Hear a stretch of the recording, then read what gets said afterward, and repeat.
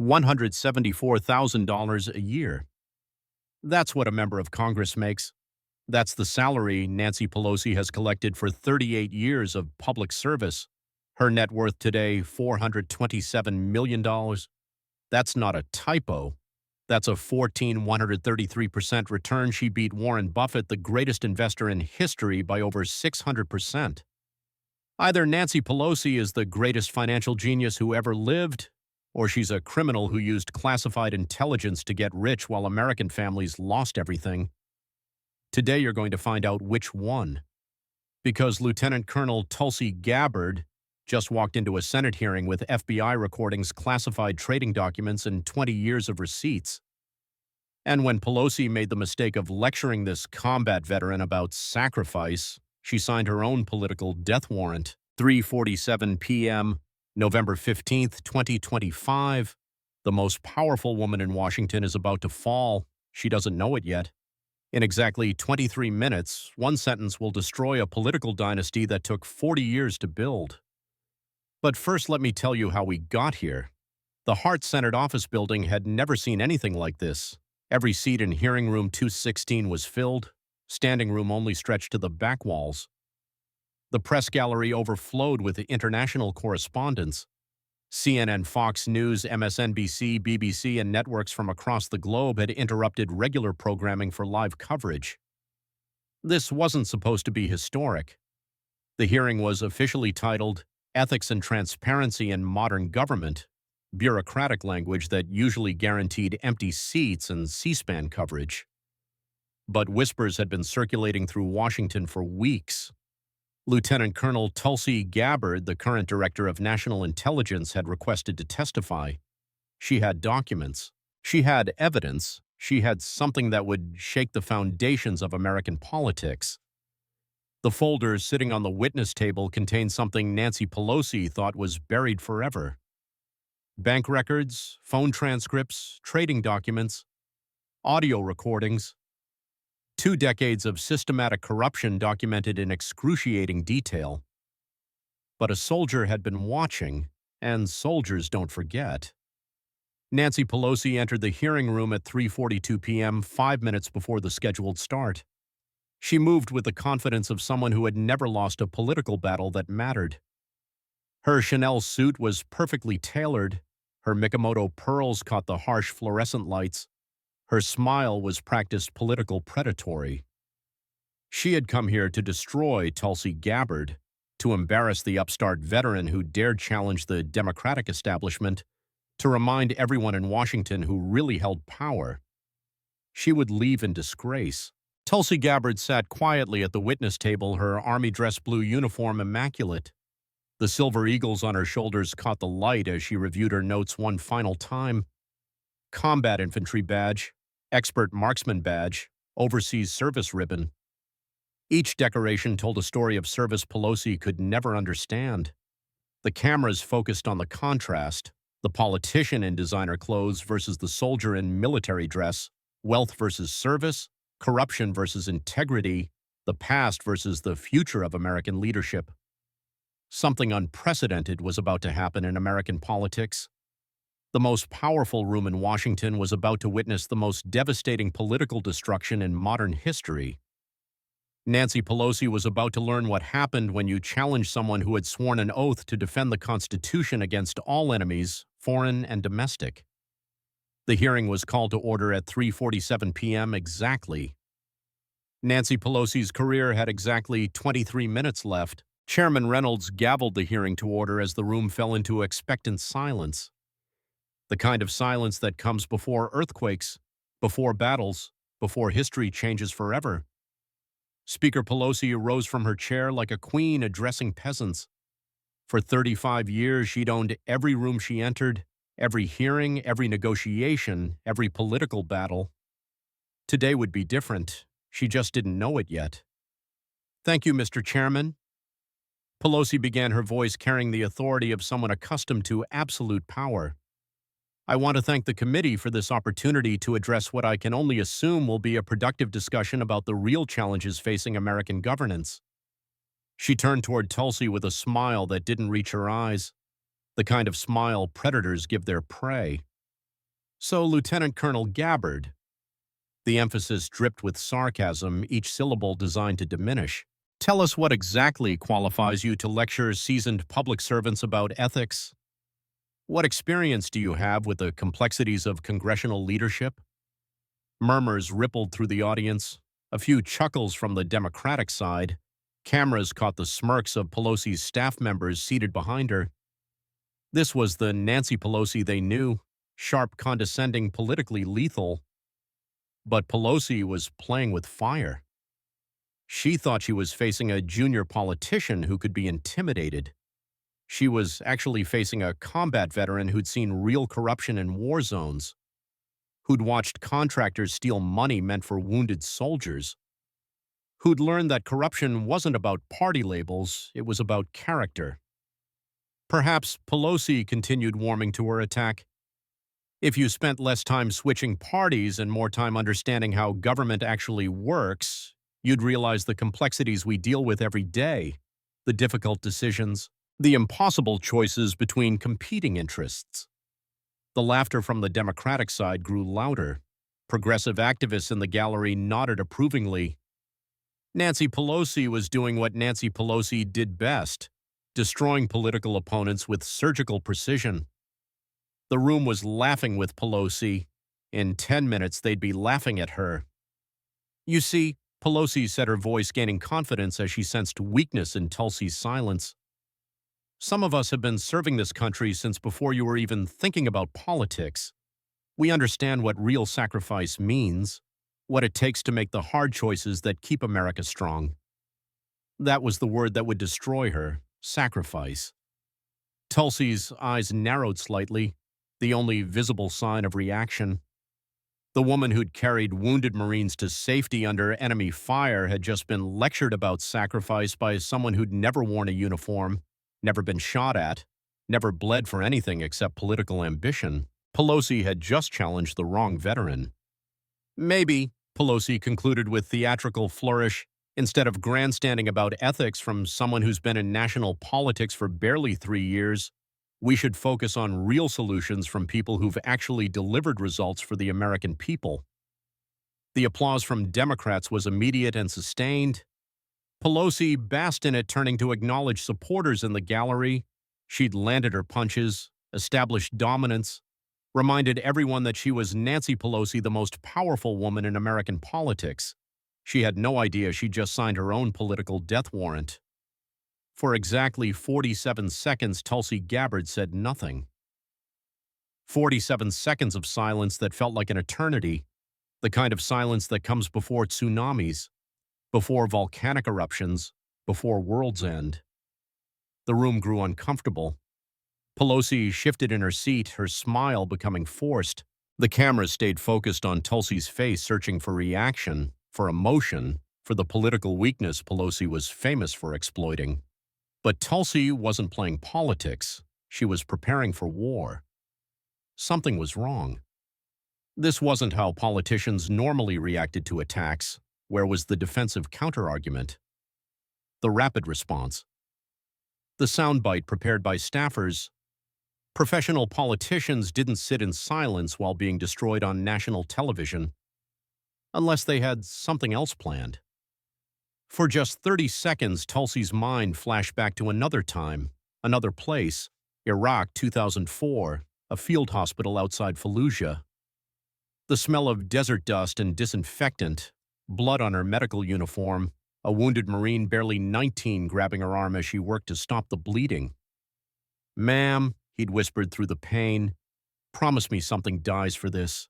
Promise me someone pays for what happened here." Contractors had stolen supplies meant for his unit, body armor that didn't arrive, medical equipment diverted to private clinics, corruption that cost American lives while politicians back home got rich off defense contracts. While Nancy was fundraising in Napa Valley wine caves, Tulsi was saving lives in Fallujah medical tents. Her commanding officer's voice echoed across the years, "Gabbard, when you see corruption, you eliminate it. You don't negotiate with it. You don't compromise with it. You eliminate it." The flashback lasted seconds. When Tulsi returned to the present, her hand moved to the manila folder with military precision.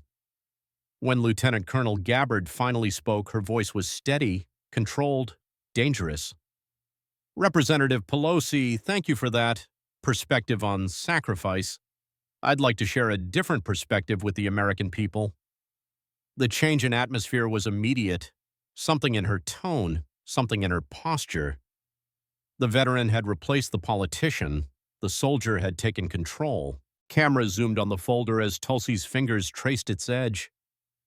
Pelosi's smile faltered for just a second, the first crack in 40 years of political armor. Inside that folder was documentation of the biggest political scandal in modern American history. Stock trades timed to classified briefings, insider information worth hundreds of millions, national security secrets sold for personal profit, a criminal enterprise operating from the highest levels of government, and Tulsi was about to open it. Mr. Chairman, Tulsi said, her military bearing unmistakable, with your permission, I'd like to present evidence to this committee and to the American people about what real corruption looks like, about what happens when public service becomes private profit, about what it means to betray the oath of office. The room held its breath. History was about to change. The tension in the room was suffocating. Every camera in America focused on two women sitting 12 feet apart. The most powerful politician in Washington versus the most decorated veteran in Congress. Corruption versus integrity. The past versus the future. Tulsi stood slowly, respectfully, but with unmistakable authority. Every movement precise, every gesture controlled. This was how soldiers behaved before combat. Calm, focused, deadly. Mr. Chairman, members of the committee, fellow Americans watching at home, she began, her voice carrying the weight of military command. I didn't come here today to engage in political theater. I didn't come here to score partisan points or advance personal ambitions. She picked up the manila folder with both hands, holding it like sacred scripture.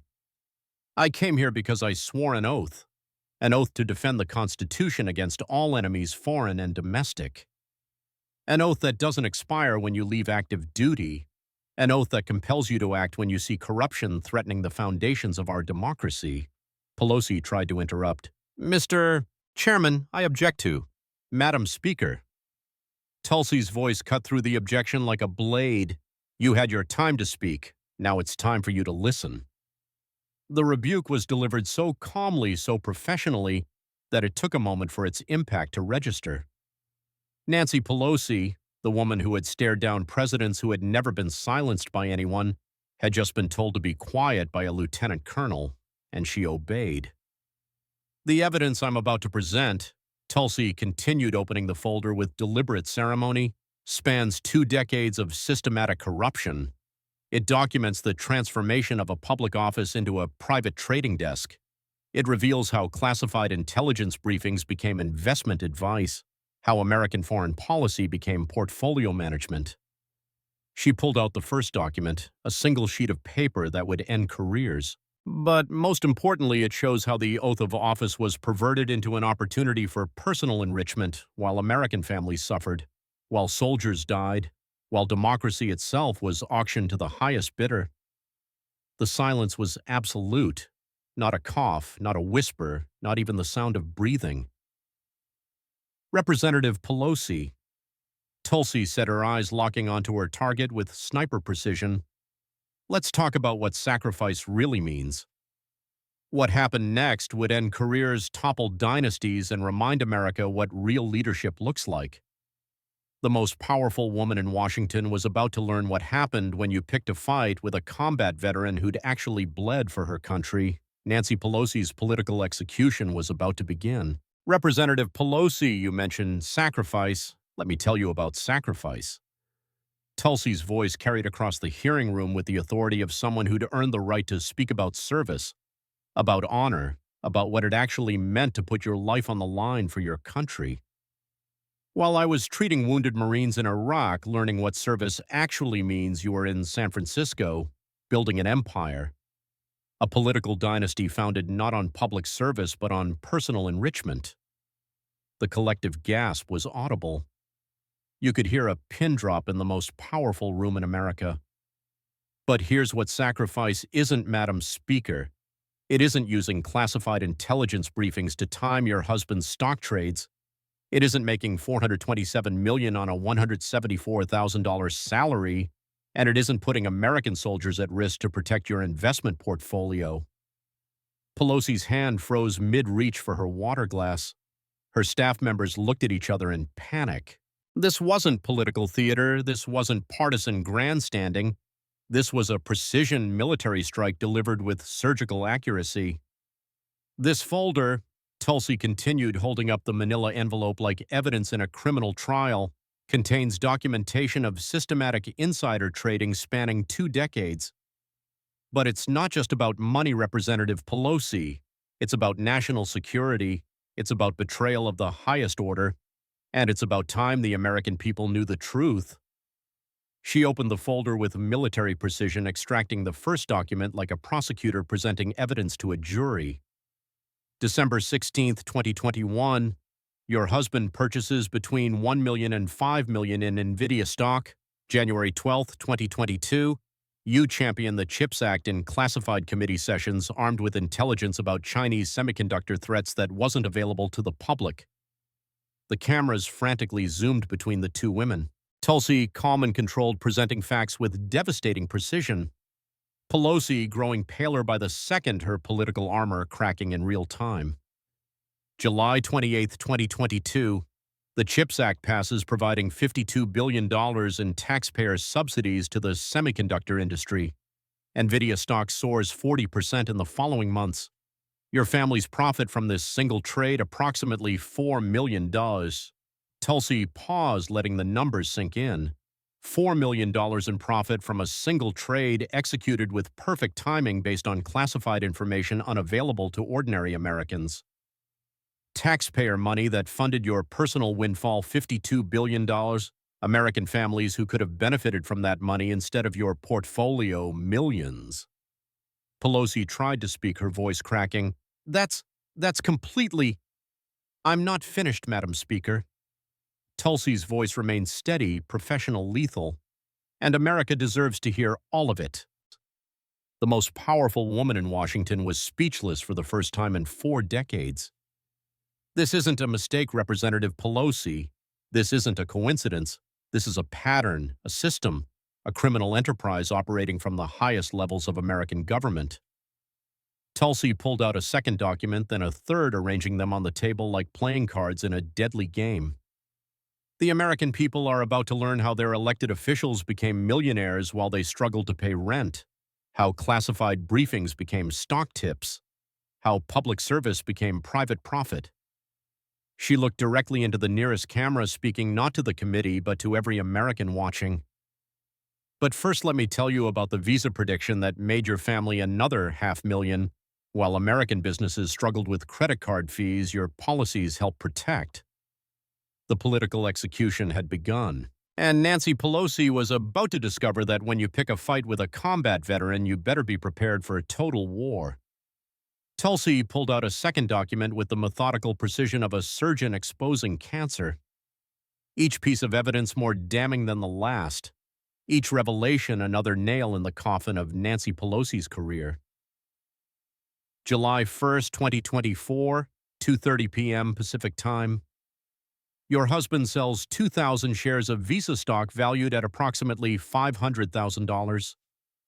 She held up a trading receipt, the numbers clearly visible to the cameras. September 24th, 2024, 10:00 a.m. Eastern Time. The Department of Justice files a monopoly lawsuit against Visa Corporation for anti-competitive practices in the debit card market. The math was devastating. The timing impossible to explain away. Time between your husband's sale and the Justice Department lawsuit, exactly 85 days. Visa stock drop immediately following the lawsuit announcement, 5.5%. Your family's losses avoided by this perfectly timed sale, $27,500. Tulsi looked up from the document, her eyes boring into Pelosi's. The probability of this timing being coincidental, according to statistical analysis, less than 0.01%. In other words, mathematically impossible without insider information. The Democratic members of the committee started looking nervous. This wasn't political spin. These were facts, numbers, evidence that would hold up in any court in America. But the visa trade wasn't the first time, was it, Representative Pelosi? Republican members leaned forward, sensing blood in the water. The press gallery buzzed with urgent whispers as reporters frantically typed updates to editors around the world. December 28, 2022, your husband sells 30,000 shares of Alphabet stock, Google's parent company. Value of the sale approximately $4.8 million. Another document, another impossible coincidence.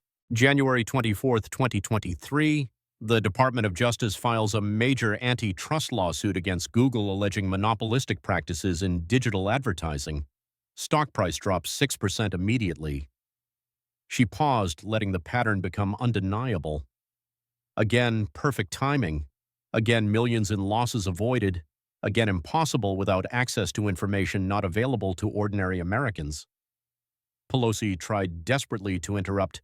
"This is outrageous. My husband makes independent investment decisions based on Madam Speaker." Tulsi's voice cut through the interruption like ice-cold steel. "I have the floor, and America deserves to hear this." The rebuke was so professional, so controlled, that it somehow made it more devastating. Nancy Pelosi, who had never been silenced by anyone in 4 decades of politics, had just been told to shut up by a lieutenant colonel, and she obeyed. Pattern recognition isn't just useful for analyzing stocks, Madam Speaker. It's essential for identifying criminal behavior. Tulsi pulled out a third document, this one marked with classified stamps.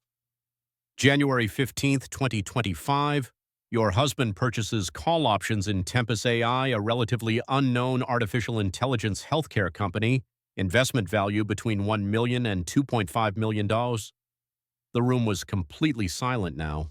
Even the air conditioning seemed to have stopped humming. March 8, 2025, Tempus AI announces a $200 million partnership with AstraZeneca for AI-driven drug discovery.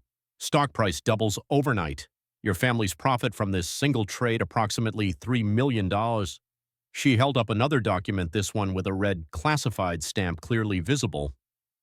The source of your advanced knowledge about this partnership, classified briefings you received as a member of the House Intelligence Committee regarding the Biden administration's healthcare AI initiatives, including specific mention of the Tempus AstraZeneca negotiations. The implications hit the room like a freight train. This wasn't just insider trading. This was the use of classified national security information for personal profit. But here's the evidence that will end your career, Representative Pelosi. Tulsi reached into the folder one final time, pulling out a small digital recorder. She held it up so every camera could see it clearly. This device contains recordings of phone calls between your congressional office and your husband's investment advisor dated 3 days before each major trade I've described. Calls discussing classified information that directly impacted your trading decisions. The room fell into the deepest silence in its history. Pelosi's face had gone white as paper. Her hands were visibly shaking. Staff members behind her looked like they were preparing to flee. "Would you like me to play these recordings for the American people, Madam Speaker?" The next 30 seconds would change American politics forever. Tulsi pressed play on the digital recorder. The audio quality was crystal clear, professionally enhanced, impossible to deny. A voice emerged from the small speaker, unmistakably Nancy Pelosi's voice recorded in her congressional office. "Paul, the Intelligence Committee just received classified briefings on Chinese technology acquisitions. The semiconductor situation is going to get much worse before it gets better.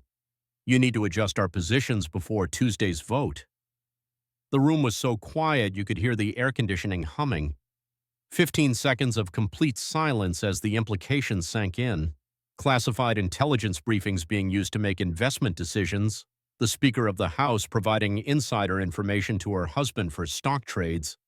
But the recording wasn't finished. "And Paul, the Taiwan situation is going to get hot. Beijing is planning military exercises in response to our semiconductor restrictions. Make sure you're positioned correctly in defense contractors and regional stability plays." Deafening silence. Pelosi stared at the recorder like it was a bomb about to explode, because in a very real sense it was. "That was your voice, Representative Pelosi," Tulsi said unnecessarily.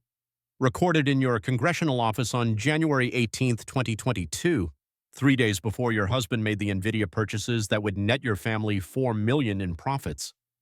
She turned off the recorder and set it down with deliberate ceremony. But this recording reveals something far more serious than insider trading. It reveals the systematic use of classified national security information for personal financial gain. Tulsi pulled out another document, this one bearing the seal of the National Security Council. August 2nd, 2022.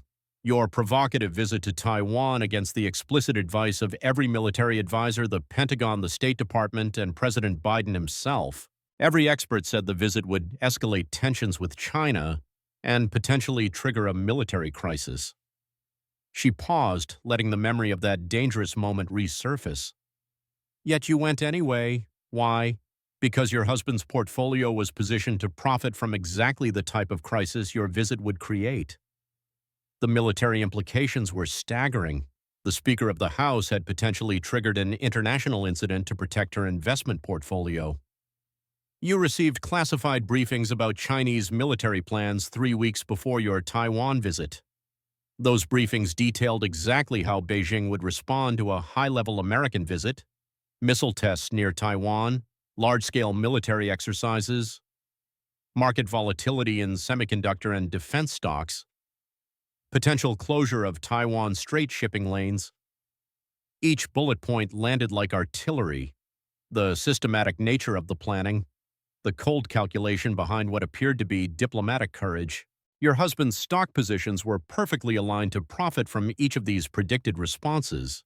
Defense contractors, alternative shipping companies, rare earth mineral suppliers, every position designed to benefit from the crisis you were about to trigger. Tulsi stood up, her military bearing unmistakable. "Madam Speaker, as a lieutenant colonel who swore an oath to defend this country against all enemies, foreign and domestic, I'm telling you, you didn't just commit insider trading, you committed treason." The word hung in the air like a death sentence. Treason. The most serious charge that could be leveled against any American official. You used classified intelligence about Chinese military capabilities to profit from an international crisis you deliberately triggered. You put American service members at risk, my brothers and sisters in uniform, to protect your investment portfolio.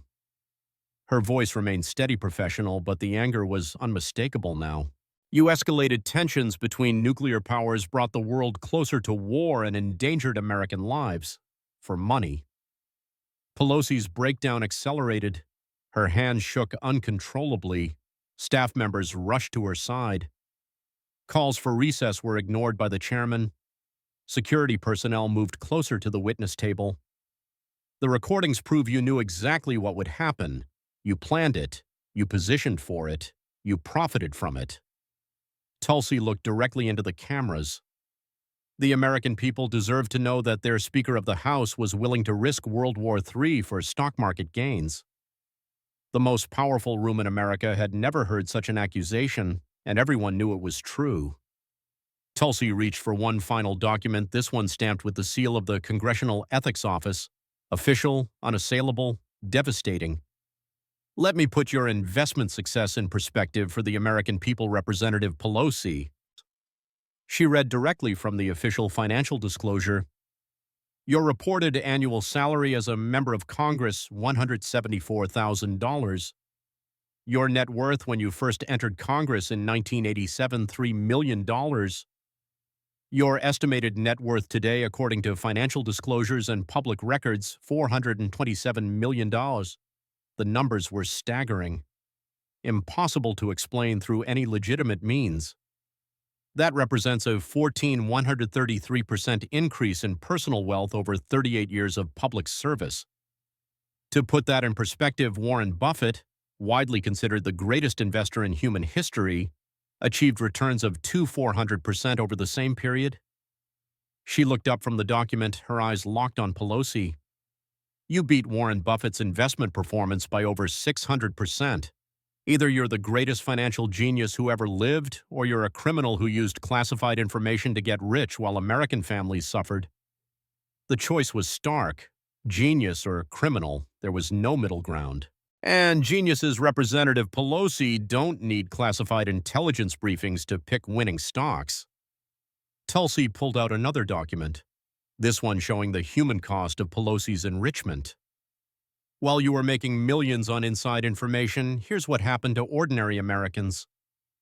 2.2 million small businesses permanently closed during the pandemic. Middle-class families lost $13 trillion in retirement savings during market volatility. Young Americans gave up on home ownership as prices skyrocketed.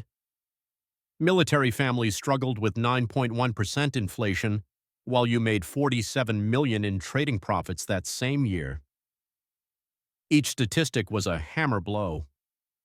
Real human suffering while Pelosi got rich. American families lost everything while you profited from their pain.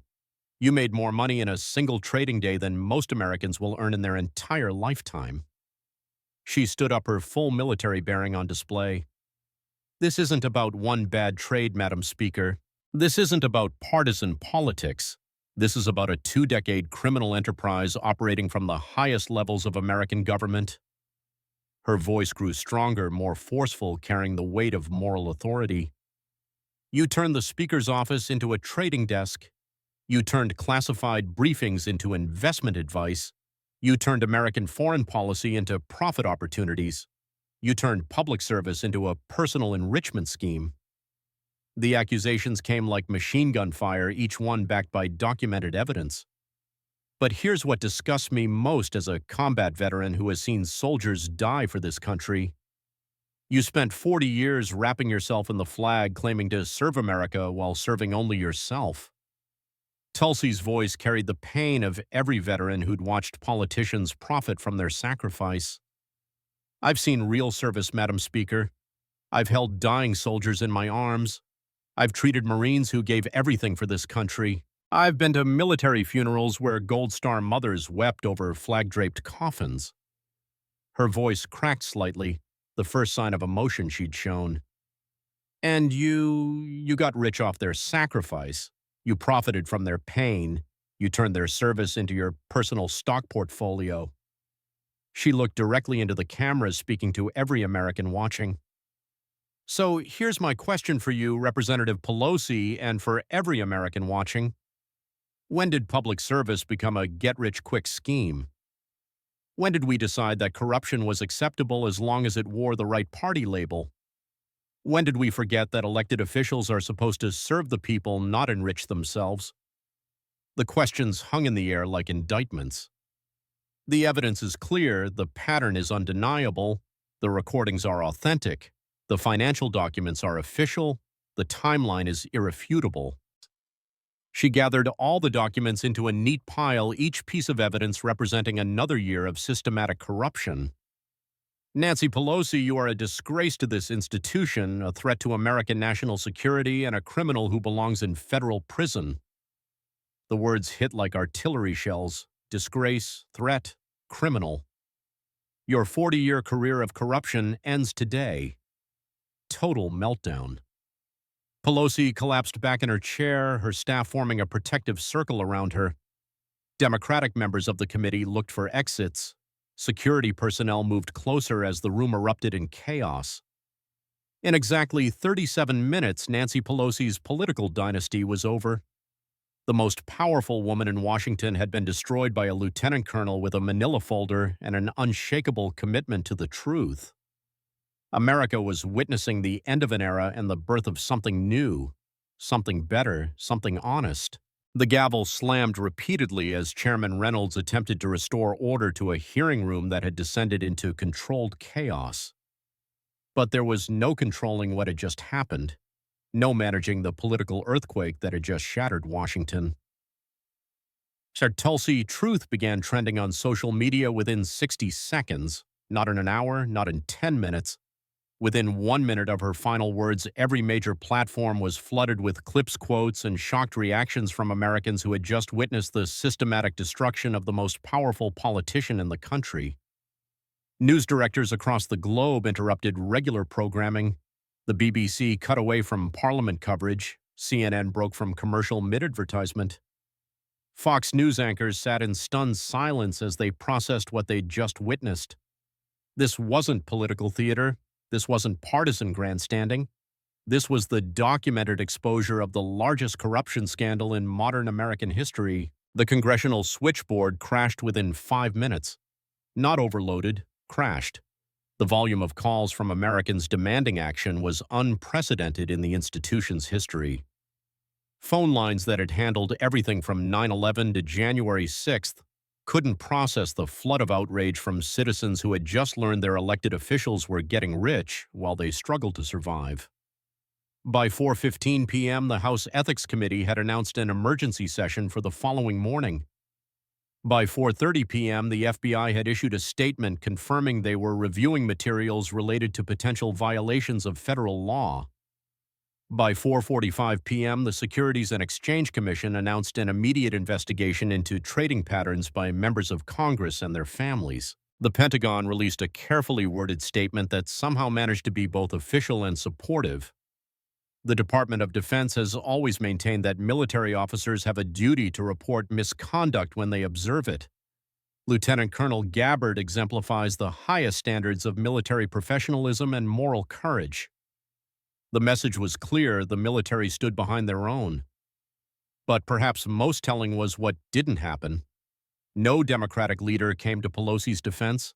No former colleagues issued statements of support. No allied organizations rallied to her cause. The silence from those who had benefited from her power for decades was deafening, because everyone knew Tulsi was telling the truth. Captain Maria Rodriguez was in the ready room at Quantico when the hearing aired live on the base's internal network. As Tulsi presented her evidence, the room filled with Marines who had served in Iraq and Afghanistan. When she finished speaking, Rodriguez stood up and addressed her unit. That's what an officer looks like. Someone who puts mission before self. Someone who speaks truth to power regardless of the consequences. Someone who remembers that the oath doesn't expire when you take off the uniform. The video of her speech, recorded by a Lance Corporal and posted to TikTok, garnered 2.3 million views in 6 hours. It became a rallying cry for military families across America who had watched politicians profit from wars their children fought. Officer. Leadership spread through military social media like wildfire. Active duty personnel veterans and military families shared their own stories of integrity under pressure, of choosing duty over personal gain, of the military values that seemed to have been forgotten by the civilian leadership they'd sworn to serve. 3,000 miles away in San Francisco, Janet Chen stood in her small apartment watching the hearing on her laptop. She was 34 years old, a software engineer who had lost $50,000, her entire life savings, in the 2022 market crash. Money that was supposed to be a down payment on a house, money that would have changed her life. She had always wondered how politicians seemed to get richer during market downturns, while ordinary Americans lost everything. Now she knew. By 6 p.m., Chen was standing outside Nancy Pelosi's San Francisco office with a handmade sign, "She traded while we lost everything." By 8 p.m., she was joined by over 200 other Bay Area residents who had lost money, lost homes, lost hope, while their representative got rich off inside information. The protest wasn't angry, it wasn't violent, it was something more powerful. It was disappointed. These were people who had believed in the system, who had played by the rules, who had trusted their elected officials to represent their interests. They had been betrayed by someone who was supposed to fight for them. Michael Thompson received the call at his small semiconductor supply company in Austin, Texas. His business partner had been watching the hearing and called immediately, "Mike, you need to see this. Everything finally makes sense." Thompson had been trying for 7 years to secure government contracts for his veteran-owned electronics firm. Despite having competitive prices, quality products, and the small business preferences he was supposed to receive, the contracts always went to larger firms with mysterious connections to congressional leadership. Now he understood why. The game was rigged from the start. Companies with the right political connections got the contracts. Companies whose executives made the right donations and hired the right lobbyists got the billion-dollar deals. Companies like his, owned by veterans who believed merit mattered, were systematically excluded from a system designed to enrich the politically connected. Thompson's story resonated across America. Small business owners, independent contractors, family farmers, and entrepreneurs who had been shut out of government opportunities while politically connected corporations got rich. They finally understood that it wasn't their fault. The system wasn't broken. It was designed this way. By midnight Eastern Time, Nancy Pelosi's political career was effectively over.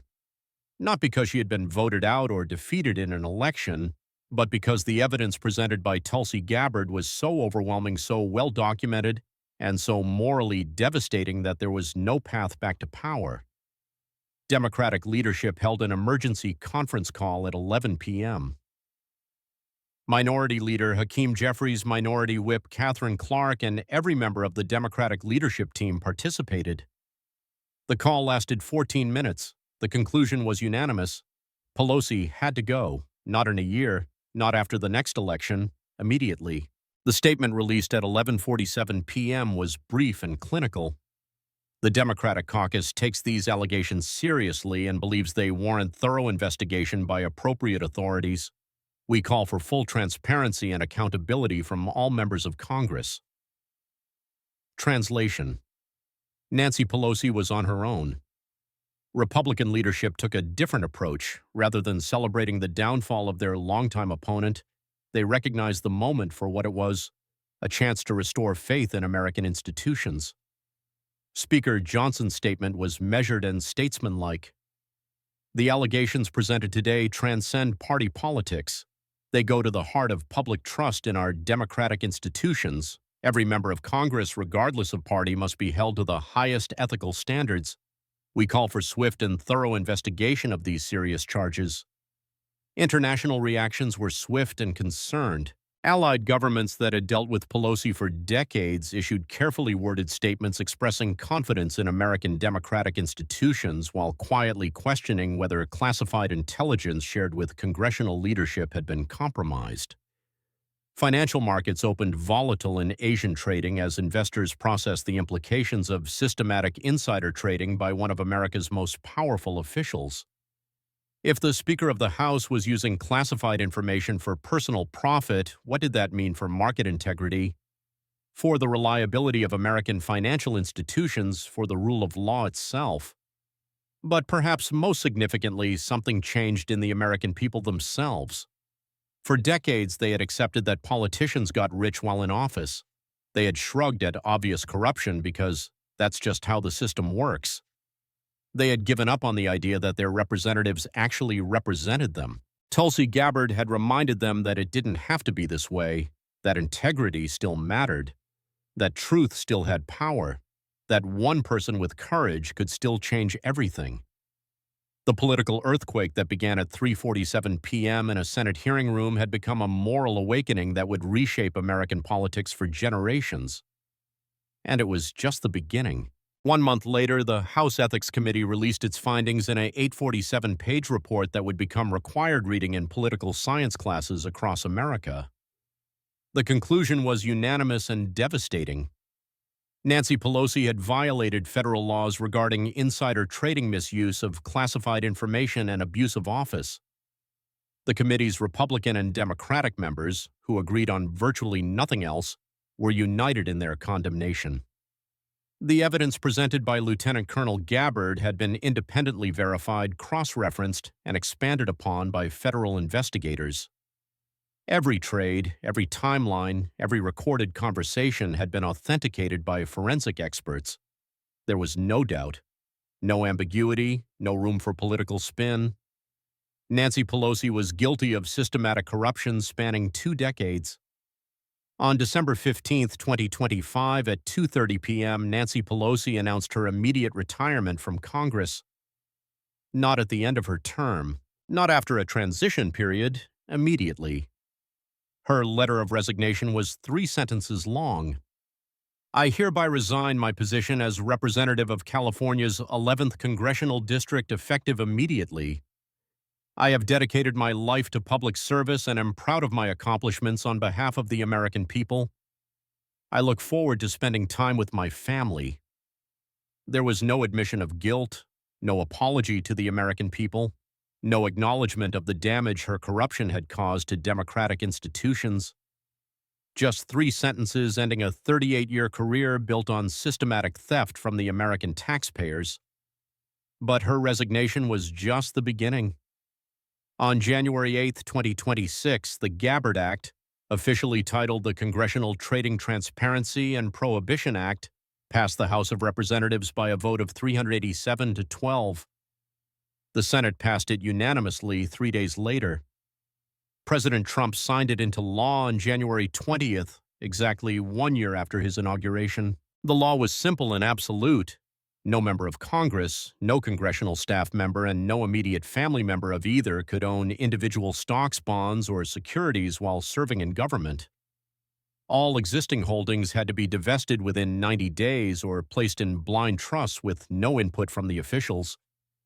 Violations would result in immediate expulsion from Congress and federal criminal charges. The vote wasn't even close because the American people had spoken with unprecedented clarity. Polling showed 89% support for the ban, the highest approval rating for any legislation in modern history. Politicians who opposed it faced certain defeat in their next election. The intelligence community implemented new protocols for handling classified information with specific restrictions on financial markets, intelligence, and economic data. Congressional briefings were now recorded and logged. Financial disclosures became real-time public documents. The era of politicians getting rich off inside information was over because one lieutenant colonel had the courage to tell the truth. 6 months after ending Nancy Pelosi's career, Tulsi Gabbard returned to the same hearing room for a follow-up session on ethics reform. The room was packed again, but the atmosphere was different, respectful, hopeful. Americans had learned what real leadership looked like. When asked why she had chosen to expose Pelosi's corruption despite the obvious political risks, Lieutenant Colonel Gabbard's answer was simple. I didn't stand up that day to destroy anyone's career. I stood up because that's what you do when you see wrong. That's what soldiers do. That's what Americans do. We don't serve for applause or profit. We serve because service matters, truth matters, integrity matters. And sometimes one voice speaking truth can remind a whole nation who we're supposed to be. She paused, looking directly into the cameras broadcasting her words across America. I took an oath to defend the Constitution against all enemies, foreign and domestic. That oath doesn't expire when you take off the uniform.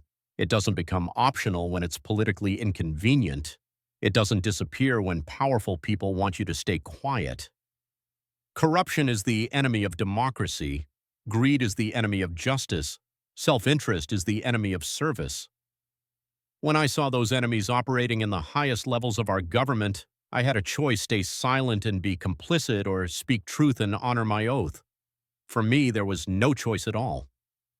The hearing room erupted in sustained applause, something that rarely happened in congressional hearings. But this wasn't partisan cheering. This was Americans of all political affiliations recognizing something they had almost forgotten: what moral courage looked like. 18 months after Nancy Pelosi's resignation, Time magazine featured Lieutenant Colonel Tulsi Gabbard on its cover with the simple headline, "The Conscience of America." The accompanying article documented how her testimony had sparked a nationwide movement for political reform, ethical leadership, and genuine public service. The Gabbard Standard had become shorthand for integrity in public office. Political candidates across the country ran on platforms of transparency, service, and ethical conduct. Voters demanded financial disclosures, rejected candidates with obvious conflicts of interest, and supported veterans and other candidates with records of actual service over personal enrichment. Military academies incorporated Tulsi's testimony into their ethics curricula. West Point, Annapolis, and the Air Force Academy used her confrontation with Pelosi as a case study in moral courage under pressure.